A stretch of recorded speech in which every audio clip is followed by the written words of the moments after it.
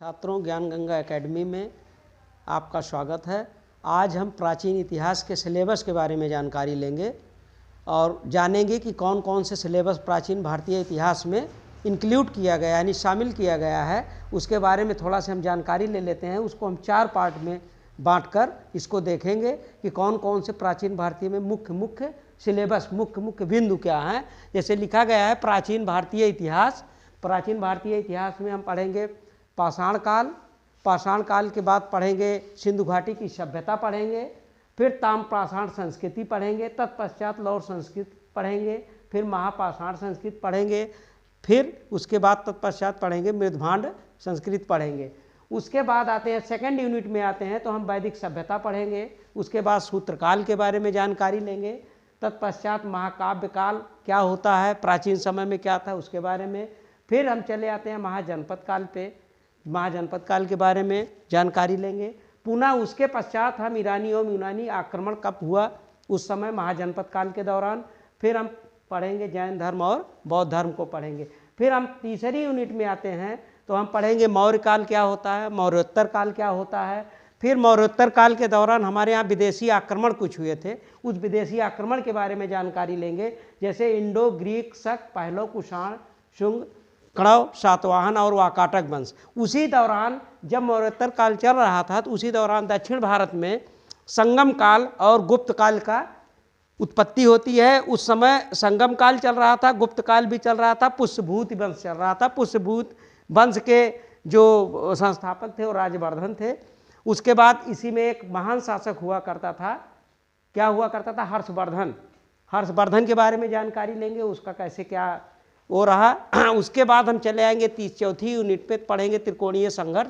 त्रिकोणीय संघर्ष में कन्नौज को लेकर ये सारी जो सारे संघर्ष हुए थे, कौन कौन से वंश इसमें मेन रहे और किसका लास्ट में विजय किसकी हुई। उसके बाद हम राजपूत वंश के बारे में पढ़ेंगे। राजपूत वंश में क्या क्या चीज़ रहा, उनकी आर्थिक स्थिति क्या रही, सामाजिक स्थिति उनकी क्या रही।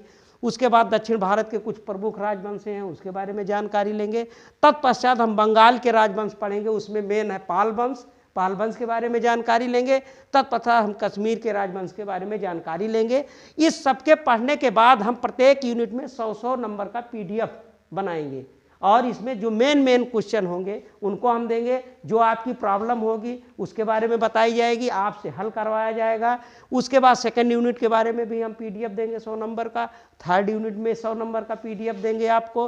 फिर चौथी यूनिट में भी हम 100 नंबर का आपको PDF देंगे। इसी क्रम से हम सारे प्राचीन भारतीय इतिहास को बिंदुवार पढ़ते हुए उसका द एंड करेंगे। उसके बाद हम आगे चल के प्राचीन भारतीय इतिहास से पढ़ने के बाद हम पढ़ेंगे मेडिवल हिस्ट्री यानी मध्यकालीन इतिहास के बारे में जानकारी लेंगे।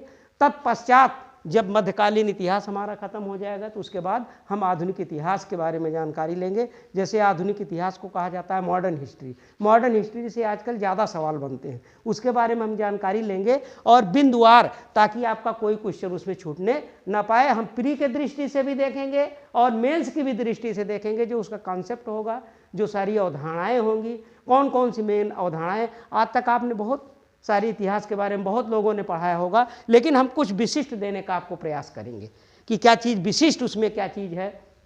जैसे आप चलेंगे वैदिक सभ्यता में चले जाएंगे, सूत्रकाल में महाकाव्य, जैसे 2 महाकाव्य है उसके डिटेल के बारे में हम जानकारी दे देंगे।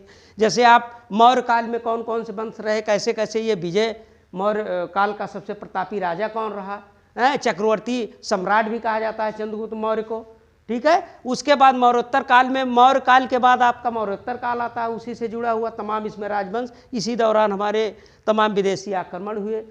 अगर देखा जाए तो हम पहले पाषाण काल के बारे में जानकारी लेंगे कि मानव का विकास कैसे हुआ, मानव का विकास क्रम क्या रहा, उस मानव विकास क्रम के बारे में जानेंगे। जैसे कहा जाता ऑस्ट्रेलोपिथेकस, रामापिथेकस, कैसे कैसे क्रम रहा उसके बारे में। चूँकि पत्थरों के बारे में ही जानकारी हमको मिलती है, कहीं लिखा पढ़ा तो कुछ था ही नहीं कि पढ़ लेंगे। और ये सारी जानकारी लेते हुए हम अपने प्राचीन भारतीय इतिहास को बंद करेंगे।